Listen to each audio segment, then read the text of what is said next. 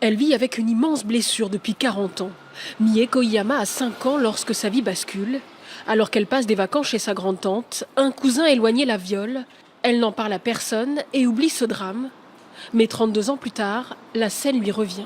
C'est comme une espèce de bombe atomique qui vous explose dans le cerveau, c'est-à-dire avec toutes les sensations qu'on peut imaginer qu'est un enfant violé par un adulte, c'est-à-dire la terreur, la paralysie, je veux dire les espèces d'émotions qui sont complètement décuplées et décuplées aussi parce qu'elles ressurgissent. Elles ont été encagées dans l'inconscient pendant 32 ans et quand elles ressurgissent avec une violence qui est une violence absolument inouïe.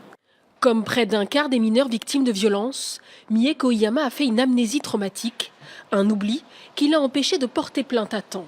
En France, les mineurs victimes de violences sexuelles ont 20 ans après leur majorité pour saisir la justice. Le projet de loi prévoit de rallonger ce délai de 10 ans, insuffisant pour Mie Koiyama.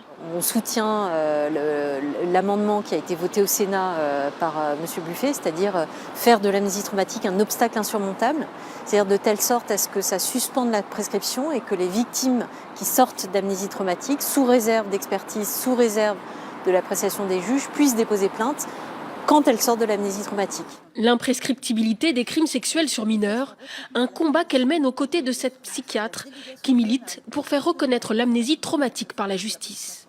Avec cette déconnexion émotionnelle, elle produit une amnésie traumatique, mais elle produit aussi une anesthésie émotionnelle qui fait que la personne va mal, mais elle est déconnectée de ses émotions et elle n'a pas la capacité de parler ou de se battre, ou de vouloir dénoncer. Elle n'a pas la possibilité de dénoncer les faits, parce qu'elle est complètement déconnectée émotionnellement, et elle paraît même parfois indifférente par rapport à ce qui s'est passé.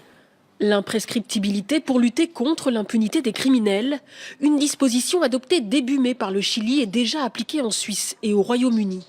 En France, l'allongement de la date limite pour saisir la justice est salué par les victimes. Elles espèrent désormais l'imprescriptibilité de tous les crimes sexuels sur mineurs.